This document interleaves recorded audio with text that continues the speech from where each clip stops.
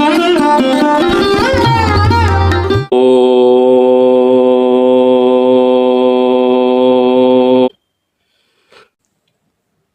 कामाख्यां वरदे देवी नीलपर्वत वासिनी त्वं देवी जगन्माता सर्वशक्ति नमोस्तुते। कामाख्यां कामदां श्यामां कामरूपां मनोरमां ईश्वरीं त्वामहं वन्दे दुर्गा दुर्गति नाशिनी। त्रिनेत्रां हास्य संयुक्तां सर्वालंकार भूषितां बीज्यां त्वामहं वन्दे दुर्गा दुर्गति नाशिनी। पर ब्रह्म स्वरूपांच वेद गर्भ जगन्मयी शरण्ये त्वामहं वन्दे दुर्गा दुर्गति नाशिनी। माँ भगवती परम्बा जगदम्बा आप सबों का कल्याण करें, आप सबों को सुखी रखें, स्वस्थ रखें, सुसंपन्न रखें। सबसे बड़ी चीज ये है कि यह जो समय चल रहा है, खास करके 25 मार्च के दिन जो एकादशी आ रही है, वो एकादशी बहुत ही जीवन का महत्वपूर्ण है, क्योंकि इस एकादशी का नाम है पाप मोचनी। और यह खास करके आपको 146 साल के बाद जो है सो यह पाप मोचनी एकादशी आपको जीवन में मिल रहा है। कई जगह तो ये भी कहा जाता है, किसी किसी पुराणों में कहा गया है कि 1400 वर्ष के बाद यह आया है। तो आप इस एकादशी का उपयोग आप जीवन में बहुत बड़ा महत्वपूर्ण है। इसको सही सलामत अगर आप उपयोग में लेते हैं तो आपके जीवन के सभी रास्ते साफ हो जाएंगे, जितने भी कष्ट हैं वो दूर हो जाएंगे, आपके परिवार में जितनी अड़चने हैं, जितनी उलझने हैं, सभी रास्ते साफ हो सकते हैं। कारण कि किसी अच्छे ज्योतिषी का, किसी अच्छे गुरु का संपर्क में आपको आना पड़ेगा। और ये पाप मोचनी एकादशी 25 तारीख से 30 तारीख तक का जो समय है, ये वर्ष का समाप्ति का समय है। और खास करके 30 तारीख से 9 वर्ष का प्रारंभ हो रहा है, क्योंकि यह वर्ष समाप्त हो रहा है शनिवार के दिन, और शनिवार के दिन अमावस्या भी है।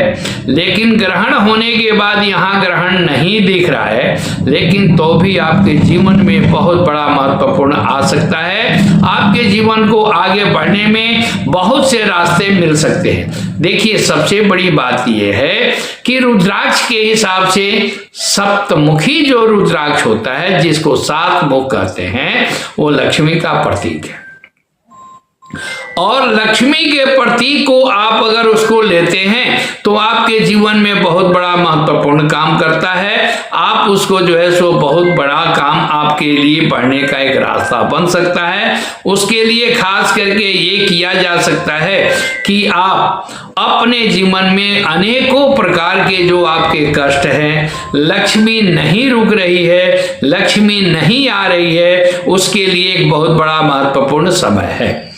तो खास करके पुराणों में, धर्मशास्त्रों में अनेकों वर्णन आया है कि इस वर्णन में खास करके पाप मोचनी एकादशी जो है वो सर्वोपरि माना जाता है। क्यों कि सर्वोपरि एकादशी इसलिए माना जाएगा कि 25 तारीख आपको जो है सो बनेगा, रविवार 23 होगा, सोमवार 24 होगा और मंगलवार के दिन 25 होगा।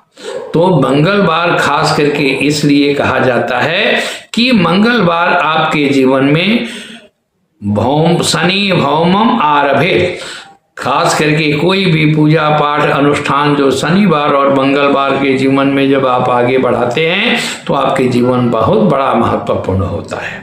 तो उसलिए खास करके पाप मोचनी एकादशी के लिए देव वृक्षों का स्पर्श करना, देव वृक्षों को जो है सो पूजा करना, ये सर्वोपरि आपके जीवन का यह बहुत बड़ा महत्वपूर्ण समय है। इसमें आपके ऊपर निर्भर करता है कि आप इसको कितना सदुपयोग में ले सकते हैं। जैसे कि मैं आगे भी कई बार भागवत के कथा में भी कहा हूं कि सिंघनी का दूध वही दो सकता है कि जब भी जिसके पास सोने की पात्र हो। गुरु की कृपा होगी आपके पास तो आपके जीवन का रास्ता बहुत बड़ा, दुर्गम से दुर्गम भी रास्ता आपके जीवन में सफल हो सकता है।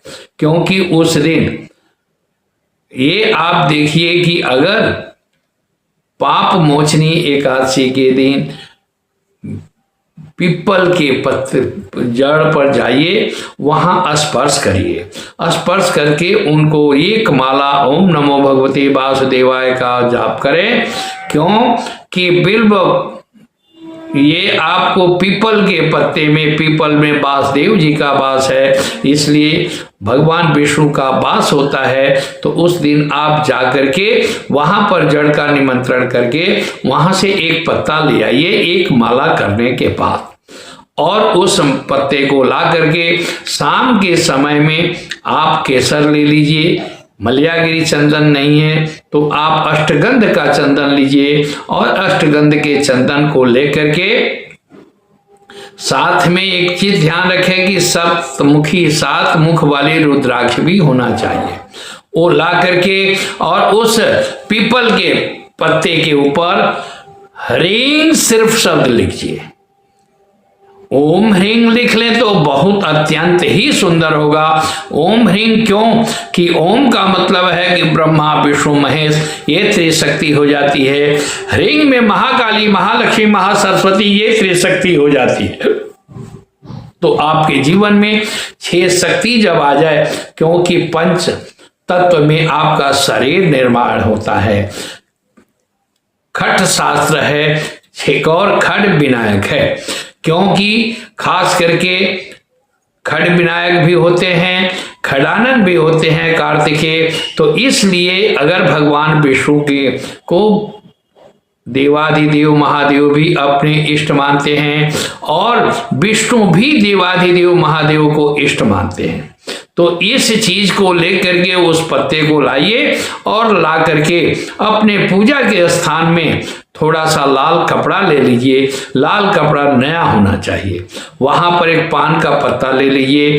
पान का पत्ता के साथ साथ एक सुपारी ले लीजिए, और लेकर के उस पीपल के पत्ते पर चाहे केसर का हो या अष्ट गंध के चंदन से ओम ह्रीं शब्द लिख लीजिए, और 3 माला ओम नमो भगवते वासुदेवाय का जाप करिए, और साथ में 3 माला ओम ह्रीं नमः का जाप कर लीजिए, या लक्ष्मी का जो है सो मंत्र का जाप करिए।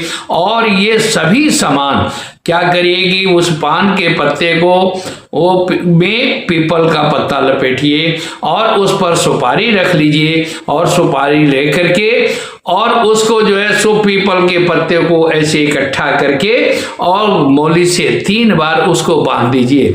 3 बार क्यों कि ब्रह्मा विष्णु महेश महाकाली महालक्ष्मी महासरस्वती, और इसलिए ये इससे अगर आप बांध देते हैं, बांध करके रात में जो है सो, बल्कि ऐसे ही आप अपने पूजा के स्थान में चाहे दुर्गा जी का प्रतिमा है, लक्ष्मी नारायण का प्रतिमा है, गणेश लक्ष्मी गणेश का मूर्ति है, उनके सामने ऐसे रख दीजिए, और ऐसे रख करके और मंत्र का जाप करके एक फूल उस पर रख दीजिए, नहीं तो 2 लौंग रख दीजिए, और रख करके उनसे माथा टेक दीजिए और कहिए कि हे माँ भगवती, हे पराम्बा, हे जगदम्बा, हे महाकाली महालक्ष्मी महासरस्वती, हे जो है सो ब्रह्मा विष्णु महेश, आप सभी शक्तियां हमारे घर में कष्ट का निवारण करें, सुख और संपत्ति का दान करें, और हमारे यहाँ सुख समृद्धि को वृद्धि करें। इसको रख करके वहां छोड़ दीजिए।